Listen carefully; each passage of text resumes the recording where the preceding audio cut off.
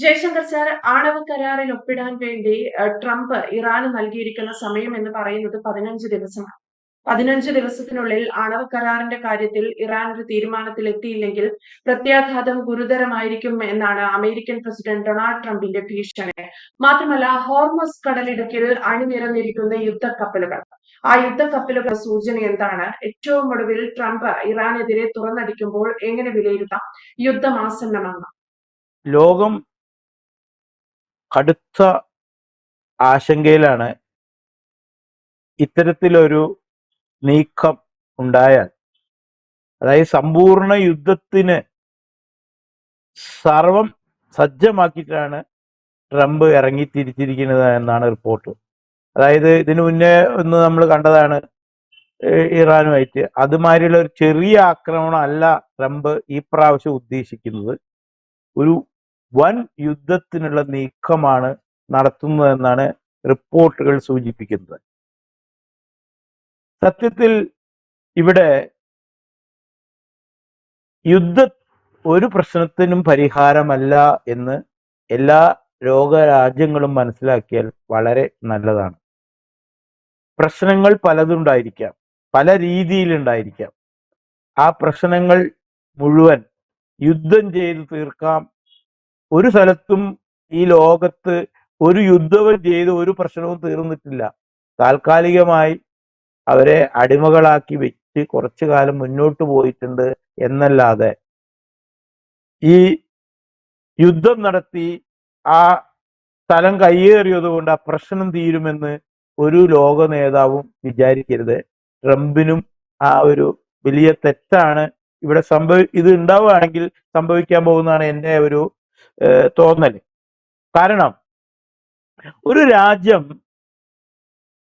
ഭരിക്കാൻ വരുന്ന വ്യക്തി അത് ആരായാലും ആ രാജ്യത്തോട് കൂറ്, ആ രാജ്യത്തെ പ്രജകളോട് കൂറ്, ആ രാജ്യത്തിന് വേണ്ട നല്ല കാര്യങ്ങൾ സേവിച്ച് കാണിക്കുക, അത് ചെയ്യുക എന്ന ഉദ്ദേശത്തോടു കൂടി വരുന്നവർ ആ രാജ്യത്ത് നല്ലത് ചെയ്യും. അല്ലാതെ ഒരു കച്ചവട മനസ്സോടെ ഒരു കച്ചവടക്കാരൻ ഒരു രാജ്യത്തിന്റെ അധിപനായി വരുമ്പോൾ ഇത്തരത്തിലുള്ള സംഭവങ്ങൾ പെട്ടെന്ന് പൊട്ടിപ്പുറപ്പെടാം.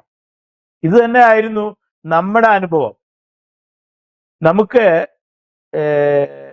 നമ്മുടെ പഴയ കഥകൾ എടുത്തു നോക്കിയാൽ നമ്മുടെ ഈ ഇന്ത്യ രാജ്യം കാലങ്ങളോളം, നൂറ്റാണ്ടുകളോളം മുസ്ലിം ഭരണാധികാരികൾ കൈയടക്കി വെച്ചത് നമ്മുടെ ചരിത്രം വായിച്ചു നോക്കിയാൽ നമുക്ക് കാണാൻ പറ്റും. സത്യത്തിൽ അവർ എങ്ങനെയായിരുന്നു ഇവിടെ വന്നത്? കച്ചവടത്തിന് വേണ്ടി വന്നവരായിരുന്നു. കച്ചവടത്തിന് വന്ന് കസേരയിൽ കയറി ഇരുന്ന് ഇവിടെ ഭരണം നടത്തി. അല്ലാതെ ഇവിടെ ഒരു സേവനം നടത്തി ഇവിടെയുള്ള ജനങ്ങളെ നന്നാക്കാനോ അല്ലെങ്കിൽ ജനങ്ങൾക്ക് എന്തെങ്കിലും ചെയ്തു കൊടുക്കാനോ ഒന്നുമായിരുന്നില്ല. താൽക്കാലികമായിട്ട് ഇവിടെയുള്ള കച്ചവട സാധനങ്ങൾ കോരി പറക്കി കൊണ്ടുപോകുക എന്ന ഒറ്റ ലക്ഷ്യത്തിൽ ഇവിടെ വന്നു. അവസാനമായി ബ്രിട്ടീഷുകാരും. ഇവരൊക്കെ ചെയ്തത് ഇത് തന്നെയാണ്. അതുപോലെ തന്നെ ഇപ്പോൾ ഡൊണാൾഡ് ട്രംപ് തീർത്തും ഒരു കച്ചവടക്കാരനാണ്, ഒരു ബിസിനസ്സുകാരനാണ്. അദ്ദേഹത്തിന് നമ്മുടെ രാജ്യം വിഭജിച്ചു പോയ പാകിസ്ഥാനിലും ബംഗ്ലാദേശിലുമൊക്കെ ഡയറക്റ്റ് ആയിട്ട് പലതരം ബിസിനസ്സുകൾ ഉണ്ട് എന്നാണ് കേൾക്കാൻ കഴിയുന്നത്. ഇപ്പോൾ തന്നെ ഇന്ത്യയുമായി ഈ ട്രേഡിങ്ങില് മാസങ്ങൾ മുന്നേ വർദ്ധിപ്പിച്ച ആ നികുതി വീണ്ടും പഴയ ലെവലിലേക്ക് കൊണ്ടുവന്നാലും 50% ആക്കിയതാ, വീണ്ടും 18% കുറയ്ക്കുന്നുണ്ടെങ്കിലും ബംഗ്ലാദേശിലും പാകിസ്ഥാനിലൊക്കെ ഇത് 0% അവിടെ അനുവദിച്ചു കൊടുത്തിരിക്കുന്നത്. അപ്പോ ഈ ട്രംപിൻ്റെതായ ബിസിനസ് സാമ്രാജ്യം വളർത്തുക എന്നല്ലാതെ അമേരിക്കയ്ക്കോ അല്ലെങ്കിൽ ഇപ്പോ ഇറാൻ ആണ് ഇവിടെ ലോകരാജ്യങ്ങളുടെ ഇടയിൽ വളരെ ശക്തമായിട്ട് അമേരിക്കയോട് പൊരുതി നിൽക്കുന്ന ഒരു രാജ്യം എന്നാണ് ഞാൻ മനസ്സിലാക്കുന്നത്. അതിന്റെ ചില ഭാഗങ്ങളാണ് ഇപ്പോ നീതു പറഞ്ഞ മാതിരി ഈ തുടക്കത്തിൽ പറഞ്ഞില്ലേ, ആ കടലിടുക്കില് ഇറാനും അമേരിക്കയ്ക്ക് എതിരായിട്ടുള്ള, കാരണം ഈ കടലിടുക്ക് വളരെ പ്രധാനമാണ്. ഈ അറബിക് ഈ കടലിൽ ഈ ഭാഗത്ത് നിന്ന് അപ്പുറത്തേക്ക് പോകാൻ ഈ ഒരു കടലിടുക്കൂടി യാത്ര പോകണം ഷിപ്പുകൾക്ക്. അവിടെ ഇറാന്റെ സാന്നിധ്യം ഭയങ്കരമാണ്. ആ ഇറാൻ അവിടെ പ്രശ്നങ്ങൾ ഉണ്ടാക്കുമെന്നിപ്പോ ട്രംപിന് മനസ്സിലായി. അപ്പോ ഈ അണുവായുധം എന്ന വിഷയം ഇന്നും ഇന്നലെയും തുടങ്ങിയതല്ല. എത്രയോ കൊല്ലങ്ങളായി ഇറാനോട് പറഞ്ഞുകൊണ്ടിരിക്കുന്ന വിഷയം തന്നെയാണ്. ഇത് തന്നെയാണ് പണ്ട് ഇറാഖിലും പറഞ്ഞിട്ട് സദ്ദാം ഹുസൈനെ എന്താ ചെയ്തത് നമുക്കറിയാം. അപ്പോ ഈ യുദ്ധത്തിന്റെ പേര് പറഞ്ഞ് ഇറാനെ സ്വന്തം ചൊൽപ്പിടിയിലാക്കി നിർത്താൻ കാണിക്കുന്ന വ്യഗ്രതയാണെന്നാണ് ഞാനിത് മനസ്സിലാക്കുന്നത്.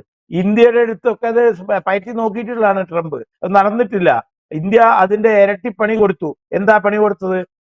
അമേരിക്കൻ ട്രേഡുകളെല്ലാം പുറകിലോട്ട് പോയപ്പോൾ ഇന്ത്യ യൂറോപ്പിലേക്ക് നമ്മുടെ മൂവ്മെന്റ് മാറ്റി യൂറോപ്പുമായിട്ട് ട്രേഡ് കരാറുകളിൽ ഏർപ്പെട്ടു. ഇപ്പൊ എന്തായി? യൂറോപ്പിലെ പ്രോഡക്റ്റുകൾ ഇന്ത്യയിൽ സുലഭമായി കിട്ടാൻ തുടങ്ങുകയാണ്. ഇനി വളരെ വളരെ വളരെ അടുത്ത ദിവസങ്ങളിൽ യൂറോപ്പിൽ കിട്ടുന്ന, അതായത് ഏറ്റവും അത്ഭുതം പറഞ്ഞാലാ, ഇപ്പൊ നമുക്ക് ഇവിടെ ഓടിക്കൊണ്ടിരിക്കുന്ന ഇപ്പോൾ ഇവിടെ ഓടുന്ന കാറുകൾ ഒരു ഉദാഹരണമായി എടുക്കാം.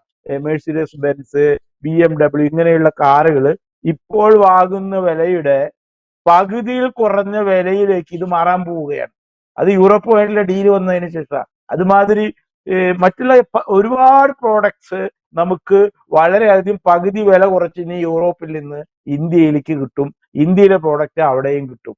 ഇത് വലിയ, അതായത് ഇന്ത്യയുടെ ടാർഗറ്റ് വിത്തിൻ 4 years 5 years നമ്മള് 500 ബില്യൺ ബിസിനസ്സിലേക്ക് എത്തുമെന്നാണ് പ്രധാനമന്ത്രി പ്രഖ്യാപിച്ചിരിക്കുന്നത്. അപ്പൊ അത് എത്തണമെങ്കിൽ ഈ ട്രേഡ് വളരെയധികം ശക്തമായിട്ട് മുന്നോട്ട് പോകണം. അപ്പോ അമേരിക്ക അതിനെ പൊളിക്കാൻ നോക്കുമ്പോ വേറെ രീതിയിൽ ഇന്ത്യ അതിനെ കവർ ചെയ്യുന്നു എന്ന് ഇപ്പൊ ട്രംപിന് മനസ്സിലായി. അപ്പൊ ട്രംപ് വീണ്ടും ഇന്ത്യയെ വിളിച്ച് വേറെ കരാറുകളിലേക്ക് ഏർപ്പെടാൻ പോവുകയാണ്. അതിന്റെ ഒപ്പം തന്നെ ഈ വേറെ ആ കടലിടുക്കിൽ കളിക്കാൻ നോക്കിയപ്പോ ഇറാൻ പണിയെടുക്കാൻ നോക്കി. അപ്പൊ ഇറാനുമായിട്ടുള്ള യുദ്ധം പ്രഖ്യാപിച്ച് മുന്നോട്ട് പോകുന്നു എന്നാണ് ഞാൻ മനസ്സിലാക്കുന്നത്. തുടക്കത്തിൽ സാറ് സൂചിപ്പിച്ചതുപോലെ ട്രംപ് രണ്ടും കൽപ്പിച്ചാണ്. ഏത് വിധേനയും ഇറാനെതിരായ ഒരു പൂട്ടിടുക എന്നത് മാത്രമാണ് ട്രംപിന്റെ ലക്ഷ്യം. ഏറ്റവും ഒടുവിൽ 15 ദിവസത്തെ സമയമാണ് ട്രംപ് ഇറാന് നൽകിയിരിക്കുന്നത്. ഹോർമൂസ് കടലിടുക്കിൽ സ്ഥിതി ശാന്തമല്ല എന്നതും വളരെ വളരെ ഗൗരവകരമായ വിഷയമാണ്. ലോകം ആശങ്കയിലാണ്. അതുപോലെ യുദ്ധം ഉടൻ ഉണ്ടാകുമോ എന്നുള്ള ചർച്ചകളാണ് പല വിധത്തിൽ നടക്കുന്നത്. വ്യക്തമാണ്. Thank you Jaishankar sir.